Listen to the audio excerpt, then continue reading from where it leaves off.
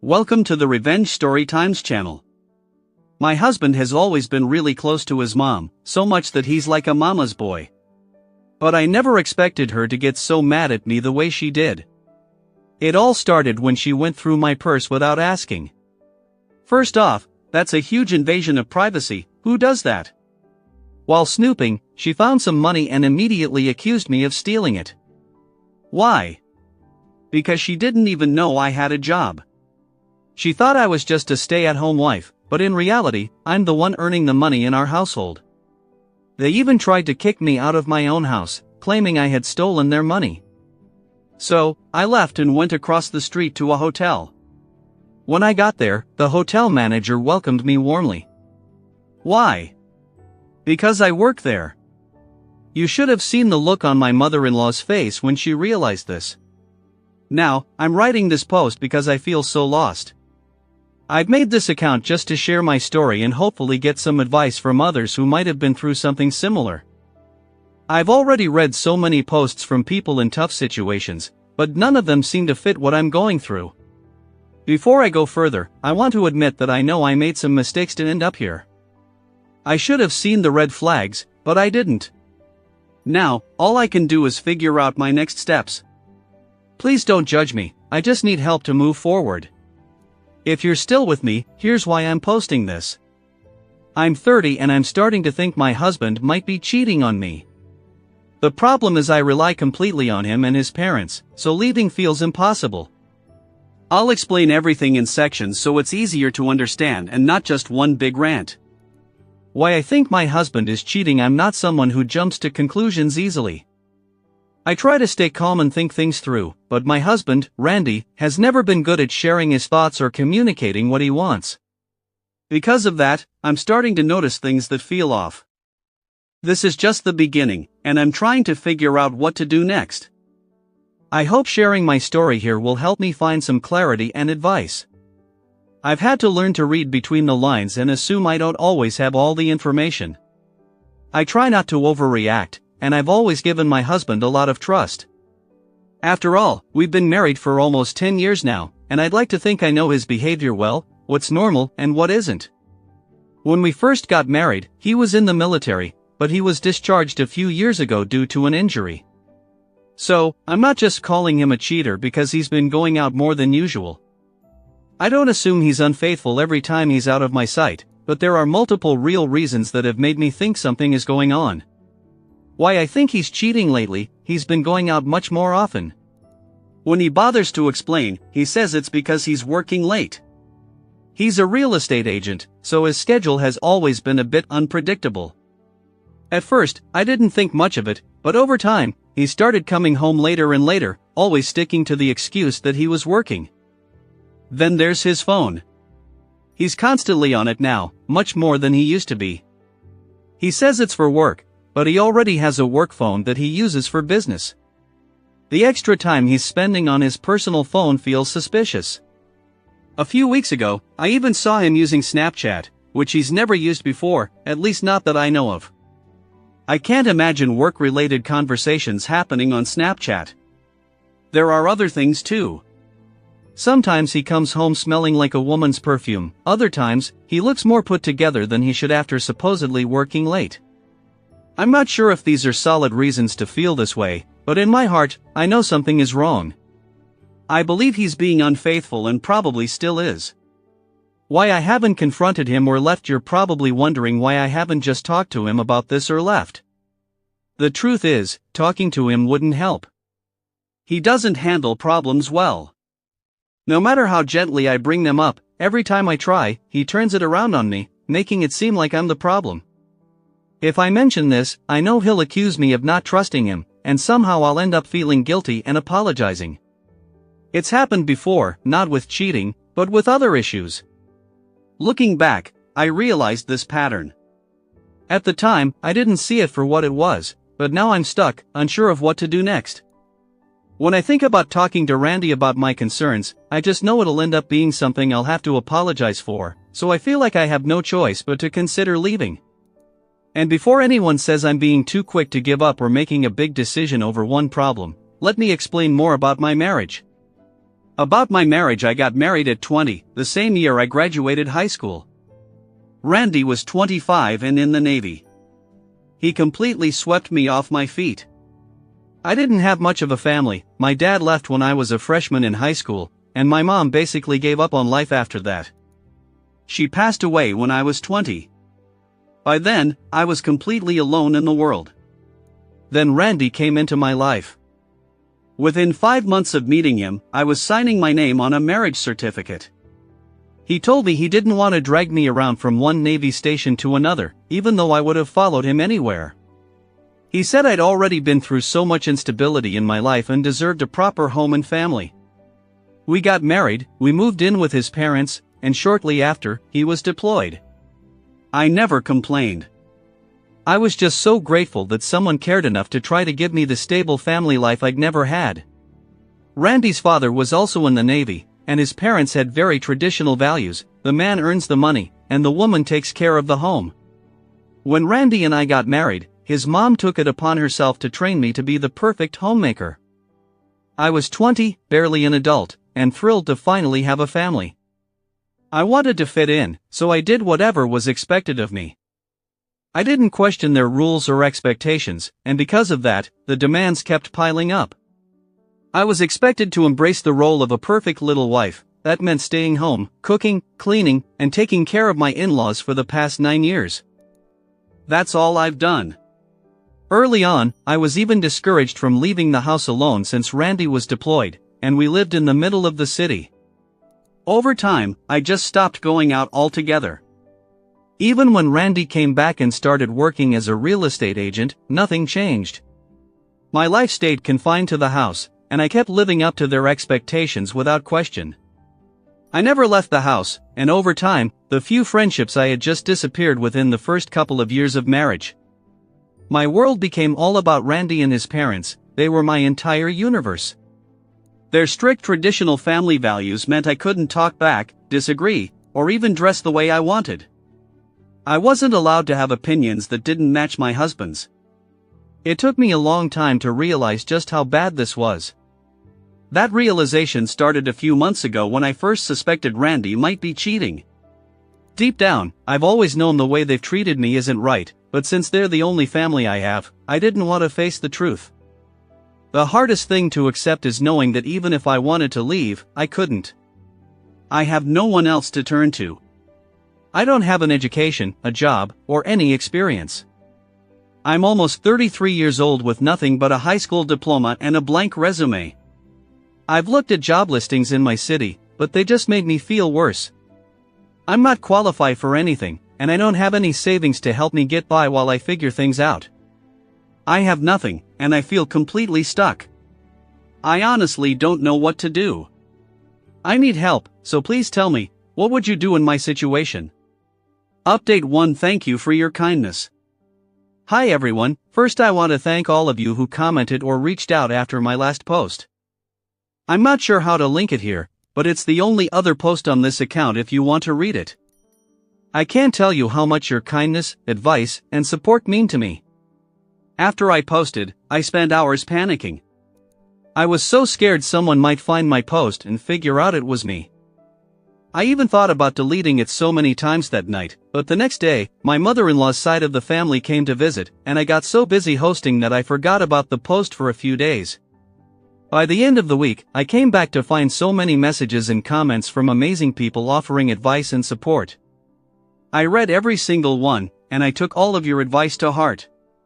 You've given me so much to think about, and I'm truly grateful. Thank you for helping me feel like I'm not alone in this. I looked into a women's shelter nearby and even called them once, but they didn't answer, and I never got around to calling again. I did, however, read a lot of information and personal stories on their website. One blog post stood out to me. It was about a woman who turned her life around after leaving an unhealthy marriage by starting a job as a cleaner. One day, I was driving home after dropping my mother-in-law off at her social club when I noticed a help wanted sign at a hotel not far from home. Since dropping her off and picking her up were the only times I ever left the house, seeing that sign felt like pure luck. I decided to go in and ask about the job. When I walked in, I ended up talking to the hotel manager. I explained in a professional way that I really needed a job and didn't have any qualifications. I think God was truly looking out for me that day because she decided to give me a chance.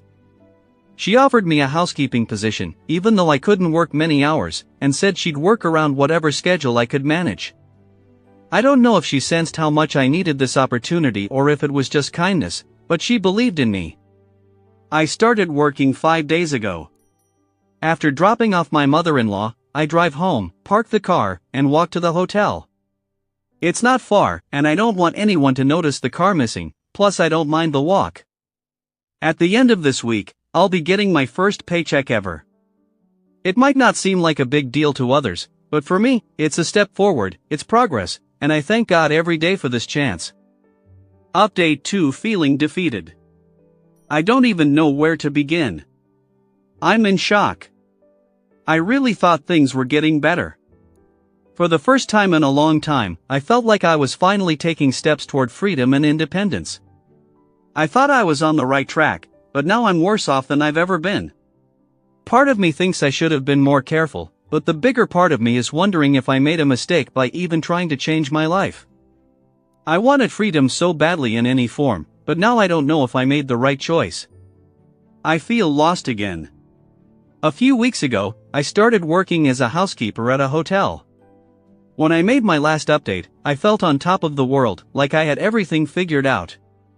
I would go to work when everyone was out, and I'd always be home before they got back. It was working perfectly, until it wasn't. Tonight, we went out for dinner to celebrate my father-in-law. He had a great article written about him in the local news. After leaving the Navy, he became a politician in our small town, and he's been doing really well over the last few years. This article was like the cherry on top of his success. Everyone was in high spirits during dinner. Afterward, he got a call from some of his friends and colleagues inviting him out, so he left, and it was just me, Randy, and my mother-in-law heading home. I was carrying my purse, and at some point during dinner, my mother-in-law had slipped her phone into it without me noticing. On the way home, she reached into my bag to get her phone and instead pulled out my wages for the week. I had put the money in there earlier in the day and completely forgotten about it while rushing to get ready for dinner. Of course, she wanted to know where I got the money. I froze before I could say anything. She jumped to her own conclusion, told Randy to pull over, and when he did, she accused me of stealing. I denied it, telling them I had earned the money, but as far as they knew, I didn't have a job. I never left the house, so where else could the money have come from? They kept accusing me, and I kept denying it, but they wouldn't believe me. Then Randy leaned over, opened the passenger door, and told me to get out. I just sat there, frozen. This time, he didn't even argue. He got out of the car, walked to my side, pulled me out, and left me standing on the sidewalk. I was still in shock, holding my bag when he snatched my purse from me, got back in the car, and drove off. My mother-in-law rolled down the window and said, "Thieves deserve to live on the streets. Maybe if you don't tell them, they'll let you in as a homeless person for the night." I turned around, and behind me was the hotel, the very same hotel where I work and had earned the money. I don't know what came over me at that moment. I was so overwhelmed by everything that I just laughed, not because it was funny, but out of pure disbelief. I didn't know what to think or how to react, so I walked straight to the hotel. By some miracle, the same manager who had hired me, Abigail, was at the front desk. For the past 4 weeks, she'd been checking in on me, even though she could tell there was something about my situation I wasn't sharing. When I walked in, looking completely shell-shocked with nothing but the clothes I was wearing, she didn't ask questions. She just hugged me and took me to the back room. Thankfully, I still had my phone with me. Update 3: Where I am now. I wanted to update everyone who's been commenting and messaging me. I don't have much to say, but I'll answer your questions and share what's happened in the last few days since my husband and mother-in-law kicked me out. After Abigail took me to the back room, she comforted me until I could think straight enough to talk. I ended up telling her everything. Maybe it was unprofessional to share so much with my manager, but in that moment, I needed someone, and she was there. Abigail listened patiently, and when I finally finished, feeling embarrassed and ashamed for unloading all of that on her, she surprised me. She said she was sorry I'd been going through so much. I couldn't believe it. Here I was, bothering a woman I'd only known for 4 weeks, and instead of judging me, she offered nothing but understanding. Abigail told me she had suspected there was more to my story from the moment I came to the hotel looking for a job. She said she would never turn her back on a woman in need. Then she told me something shocking. She had seen Randy and my mother-in-law's faces when they realized she'd welcomed me into the hotel. She said they looked pale as ghosts before driving off in a rush, almost like they were the guilty ones. Abigail went above and beyond for me. She gave me a room to stay in, sent up some hot chocolate, and even found a spare charger for my phone. That's where I wrote my last update from. The next morning, as if she hadn't already done enough, Abigail came to see me again. She brought documents proving I'd been working at the hotel, along with my pay slips for the last 4 weeks. She said, "No one's going to make you feel like you have to defend yourself. You've earned this money, and you deserve your dignity." Abigail's kindness has been more than I could have ever asked for, and I'm so grateful for her. She didn't just give me a job, she gave me a chance to start over. I hadn't stolen a thing, and I was determined to prove it. Abigail drove me to my in-laws' house, what used to be my home. I didn't want to drag her any further into my problems, so I went inside alone. I didn't really have a plan, and I wasn't sure what I was hoping to achieve. When I showed Randy the documents proving I'd earned the money from my job, he just looked at them and said it didn't change anything. He told me I had gone behind his back and that it would take a lot for him to forgive me. His mother agreed, saying I couldn't blame them for their reaction because I had broken their trust. In that moment, I realized something: if I gave in, apologized, and begged for forgiveness, I'd never get out of this. I never have another chance to change my life. It took every ounce of strength I had to walk into our bedroom, grab a few things, and leave as quickly as I could. I'm so thankful I followed the advice from a commenter who told me to have my important documents ready to go. Those were the first things I grabbed, and I'm even more grateful that when I walked out, practically running as Randy screamed at me, Abigail was still waiting for me outside. So here I am now, sitting in a hotel room with just a duffel bag and nothing else to my name. This is what I wanted, isn't it? Update 4: Standing up for myself. For 10 years, I did everything my husband and his parents told me to do. I learned to be a good wife, the perfect daughter-in-law, a homemaker, a maid, and their errand girl. I learned that when they said something, it wasn't my place to argue. But when they threw me out into the street in the middle of the night, they lost the right to have me silently follow their rules. And when they came into my workplace and berated Abigail, the one person who ever stood up for me, they crossed the line. Abigail is the only person who has supported me in the last decade, and I decided I was done being passive. I was right at the end of my last update when I wrote, "This is what I wanted." I gained nothing by sitting here, wallowing, and letting them control my life. There were even bruises on my arm from where Randy had grabbed me to pull me out. I didn't notice them at first, but when I finally did later that night, I realized just how much I had let myself endure without saying anything. I didn't know what to do with that realization at first, but now I do. I'm done letting them hurt me, and I'm not going back. I figured it all out when Randy and my mother-in-law showed up at the hotel. They came thinking they could confront Abigail, accusing her of sticking her nose where it doesn't belong and filling my head with nonsense. Then they tried to threaten Abigail's job by dropping my father-in-law, the politician. But I was ready for them. I had already taken the CCTV footage from the night Randy threw me out and paired it with photos of my bruises. I went straight to the police. I didn't care if they couldn't take action, I just wanted to make a report and make sure they had the evidence. I also emailed everything to the same newspaper that had recently written a glowing article about my father-in-law, the one we were celebrating when this whole mess began. As of this morning, 3 local newspapers and 4 websites have published stories about a prominent local politician's wife and son abusing his daughter-in-law and throwing her into the street.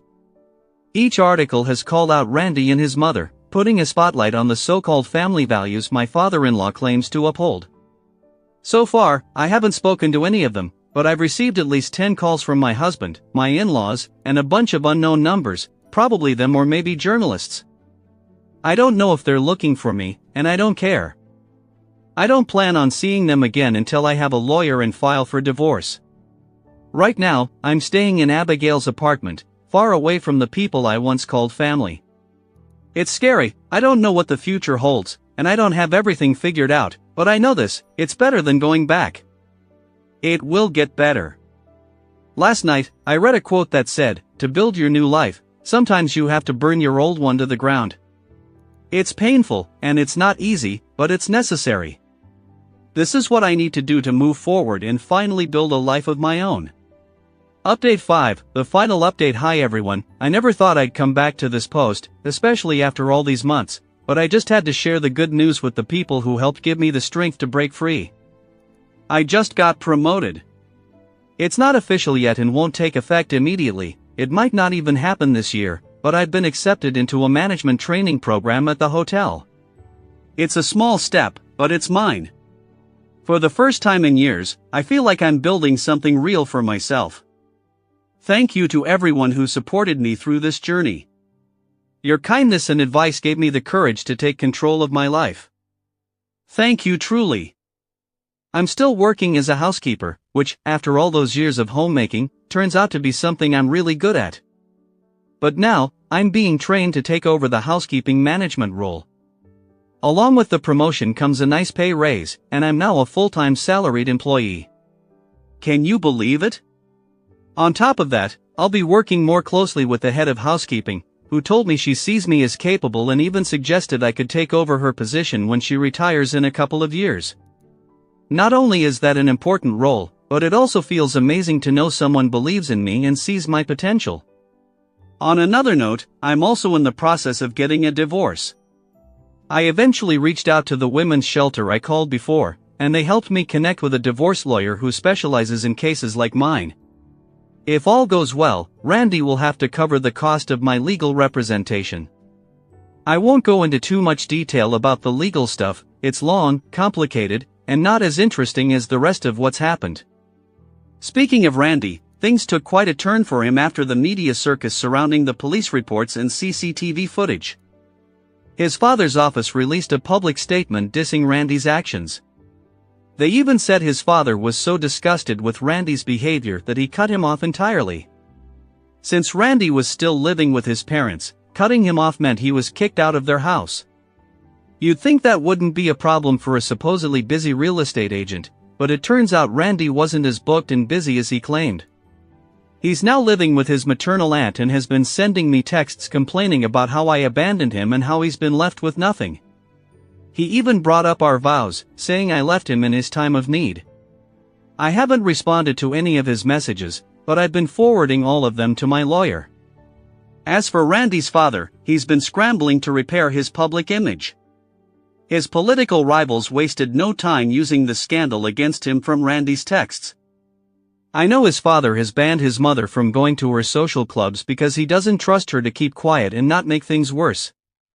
Apparently, she's now stuck in the house just like I used to be, while Randy is completely banned from the property. As for me, I'd rather focus on my promotion and the new chapter of my life. Thank you all so much for your support, it means the world to me. Goodbye.